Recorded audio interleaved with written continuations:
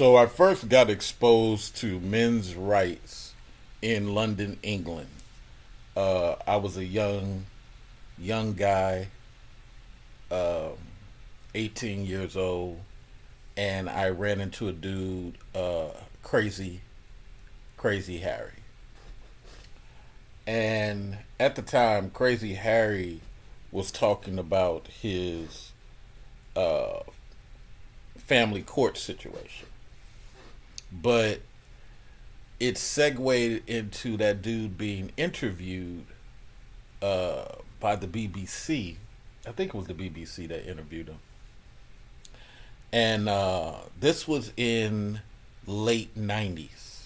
This was in late 90s. And, he was the first person who opened my eyes, even before the California guys started talking. The two California guys, Lam and another guy. Um, he was the first dude who got me to realizing that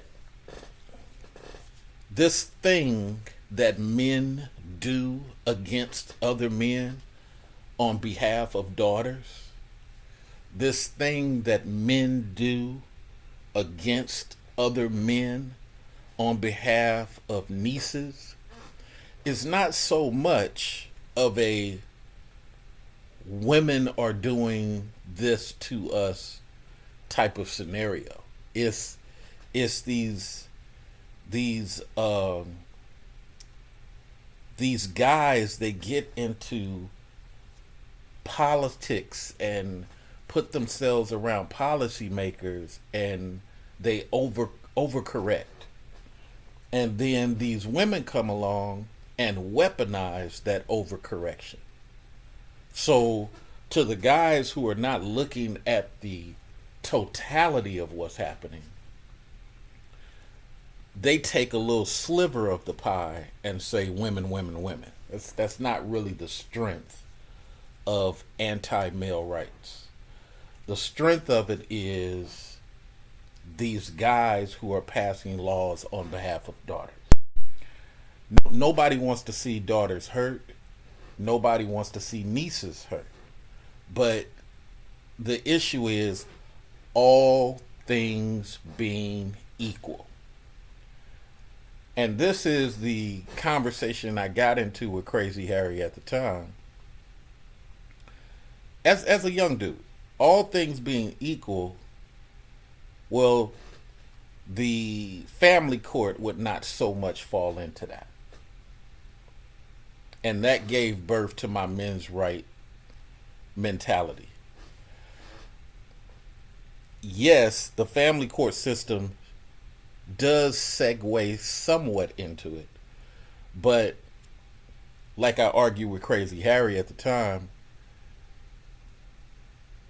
you could get a lawyer to draw up pieces of paper that restrict her from doing X, that restrict her before you even have sex. And then another guy was with him, and he was like, well, who would do that? I said, that's the point. That's why back in the days, guys used to just go to brothels, or guys used to have a mistress, or guys used to have...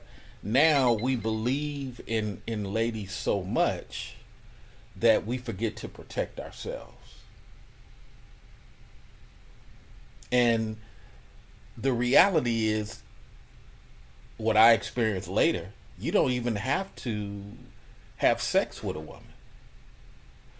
The laws that these guys are creating against nephews and sons, a woman can just weaponize and say, hey, JoJo is the father. And the government will just attack without getting evidence, and even when the government finds out they were wrong, this is where the men's rights comes into play. Because all things being equal, the government should have tried to discover whether what she was saying was correct. And even when the government discovered that she weaponized them, the government should allow a civil case or something. And this is what I found out the difference between Britain and America. Britain allows you to sue the woman. This is another thing I argue with Crazy Harry about. Women, it allows you to sue the woman. Parliament allows that. America doesn't allow that. And that's where I think the difference is. I think the policy of men's rights is really in the workforce and how crime is equally dispersed, how business and grants are equally dispersed, college. I believe it's all things being equal. All things being equal is what is the strength of what men's rights is about. You should be able to go into any area, any field freely without another man passing a policy to force you not to do it. You got to remember, I use this because I'm in medical. I use this example all the time, and I'm not a nurse. But I use this nursing example. Before World War One, all nurses were guys.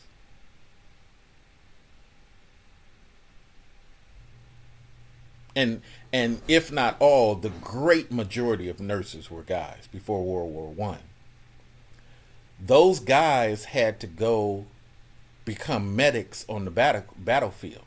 Many a time those were not doctors, those were nurses or first years or things of that nature. Well, women had to identify themselves with that little hat that they used to have to wear.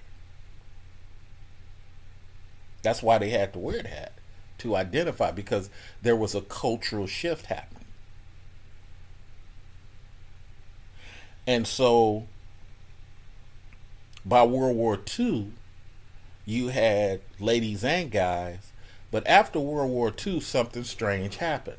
When those guys went off to war to be medics yet again, women put a lockdown, women weaponized the nursing industry and made it a woman's only thought process to the masses. You got to understand, most men don't take the time to think about what's happening. Most men just react. That's what make good warriors and so on and so forth. But just reacting makes you a blunt instrument. It makes you a tool. You have to be a little Sigma. You gotta step back and evaluate. Just because I'm a large tiger and I'm larger than this lion, I don't just leap out there. I evaluate to the left, I evaluate to the right, I even look up, look down. Now I make a decision, and my decision might just be to back away. It might not be that serious. With a Sigma mentality, you're evaluating more often than not.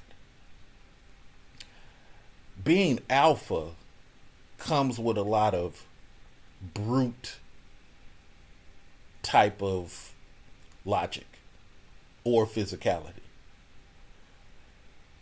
Sigmas, Sigmas play the number 2 field. You know, you allow number 1 to do his thing. It's less fights for me. You know, you look at Planet of the Apes, where, you know, even though some of the chimps are less physical than the gorillas, they give the gorillas their place. Yeah, go ahead out there and bust some heads. Do that. And the orangutans even more Sigma. Yeah, you guys go over here and do that. So I say all that to say this about men's rights. Men's rights is about those policies. It's about men recognizing men who are trying to create terrible scenarios. So what I'm going to do more in men's rights is speak about how the shaming that other men do just because they're doing something another man isn't making money the way another man ain't making money. There's just too much pocket watching that a lot of dudes do. And it creates a terrible scenario for our nephews and sons. And then we blame the women when in actuality the women are just weaponizing stuff that the childish beta dudes are creating. Because the childish beta dudes got to step back and say, hey, create that for your particular daughter. Don't put it out to the masses. Well, you don't want women to do this. No, I don't mind women doing XYZ. Not with my wallet. That's the only difference. And so when we talk about men's rights, we got to leave the race out of it. You got a lot of these guys, they come into men's rights spaces and they just bring all this skin color war rhetoric, and they try to bring their hate. It's just amazing to watch, man. I've seen two Latino guys pretend to be white guys and just come in with all this black hate into a men's rights space. No, stop that, bro. Leave that at the door. This is a totally different topic we're talking about. We're talking about policy. Policy. If your son wants to go make $1 million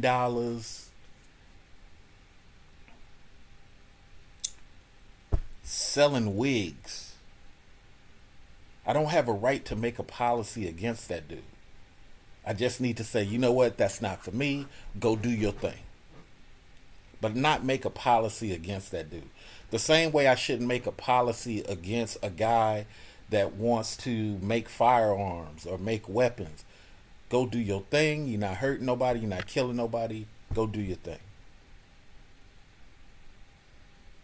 Men's right is about policy. It's always been about policy.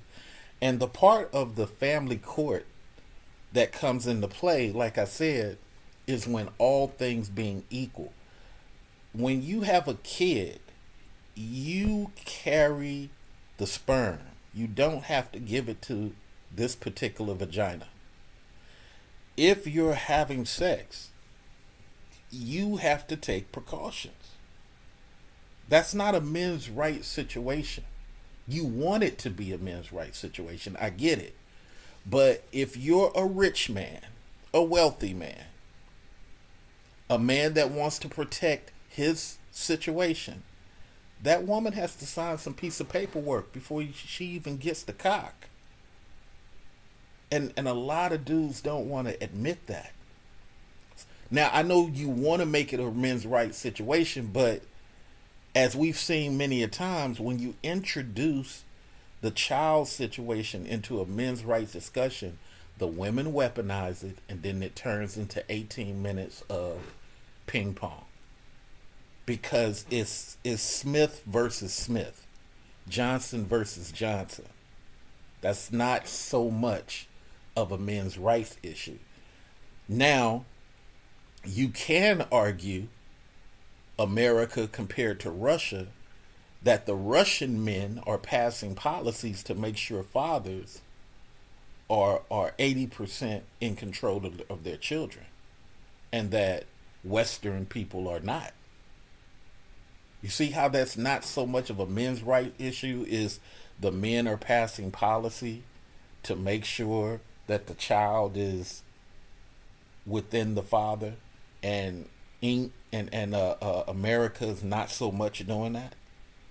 That's where the problem is. The same thing that happened here in California when we changed the law in 2005 that forces any woman who says that Tony is the father, you're not going to get no money until we get a DNA test on both of y'all. You ain't getting no money. That's something we changed here in California, and we changed it in Tennessee because we gave some money, some California money, to the Tennessee guys who were trying to get it changed, and we gave some money to the Chicago guys who were trying to get it changed. People don't even know we California men's right people, we help do that. So this is the point, and this is why I'm putting my foot into this men's right thing, because a lot of people don't know, because some of the people at the top of the food chain are making it a let's shame women moment. Nah, forget shaming women. That's a waste of time. Manosphere has shown you that shaming women is just a waste of time. What we have to do is policy, policy, policy. Hey, there is a car manufacturer. Do we have equal amount of women, equal amount of men? How did this department turn into a woman's only department?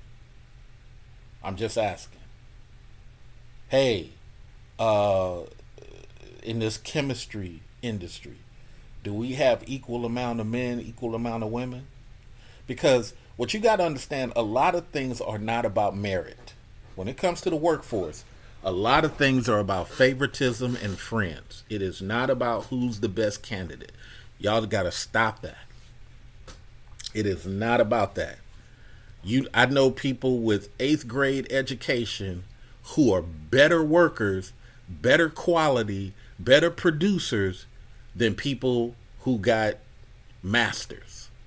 There are people who got masters and degrees that will bump into the same wall, cut their hand in the manufacturing plant. I mean, so it's not comparable. I know you guys want it to be like that because the 1990 people trained you to want it to be like that, but it's never been like that. America was built on the job training. The person who was educated sometimes could not even compete with the person who just knew their stuff. So it's a different conversation, but hey, let's have the discussion. I don't like people who hide in the shadows. Let's get together and have the discussion. So once again, men's right is about policy. And then when it's not about policy, it's about the politics. And I'm going to leave you with this one thing. Guy in Minnesota, assemblyman in Minnesota. He trying to use his assemblyman power on the hush-hush, because most of you guys don't pay attention to assemblyman. And he's trying to pass a law. He submitted it to the Minnesota Congress. And he tried to pass a law that if a man is at a bar and a woman comes to the bar and they are buying their own drinks. Nobody's buying nobody's drink for nobody. They're buying their own drinks. She is buying her drinks, swallowing her drinks. He is buying his drinks, swallowing his drinks. This guy is trying to pass a law in Minnesota that if they decide to leave the bar and go upstairs and have sex, the man is responsible for how she feels afterwards. If she decides that, oh my God, what did I do? The way he tried to write his legislation is that the guy should have known he was intoxicated. This is the type of thing men's rights, all things being equal. This is a perfect example. This is the type of thing that is men's rights. When people are writing bills like that so that women can weaponize it, that's what a problem. It's the same thing I said about the whole Bill Cosby situation. She changed her story 3 times. She said one statement in Canada that was totally, and what's so funny, in Canada, the pills were never mentioned. She states in Canada she was doing a lot of drinking. By the time she came back to the States, that whole Canada thing was changed. Now pills were introduced and no mention of the drinking. See, you didn't know this. This is why I say I need to get into the MRA thing, because I have a plethora of information. I don't get into the emotional part of it. Then afterwards, she changed her story a third time to where now that's where these blue pills came into effect, but they admit there was no blue pills ever found. And she bought him a Valentine's Day after she quote unquote got violated. Mind you, you guys don't pay attention to the detail. This is men's rights. She bought him a Valentine's Day gift after. Now, if you're traumatized, why are you buying this guy a Valentine's Day gift? And then after the Valentine's Day gift, now this is weeks after she's been quote unquote traumatized, she asked the guy to get her and her mother tickets for his show in Michigan. This is when men's rights comes into play, because now this lady's weaponizing something, and we can't even get to the detail of any crime because we got a bunch of guys trying to help her hurt another guy. And then we sell it to the news, Bill Cosby, and you're actually referring to something that happened in the 70s, not something that happened in 2004, 2003, 2006. You're not referring to that. So this is where men's rights comes into play, is that we really got to dig into the detail when we have these discussions and try to stay away from the family law, because the family law just helps the other side make an argument. You know, men's rights is about policy. It's about the workforce. It's about all things being equal. So come with me on this men's rights journey, and we're going to start doing some more of this. And again, what has messed up every men's rights movement is people bringing racism into the nonsense. You know, I don't know how many times I've had guys come into men's spaces with the whole race thing. It's just, skin color is no place to be talking about policy as it relates to guys. All right, much love. If you want to donate, you can donate to the King of Classy on the Cash App, or you can holler at me through PayPal. Much love, and we'll be talking to you soon.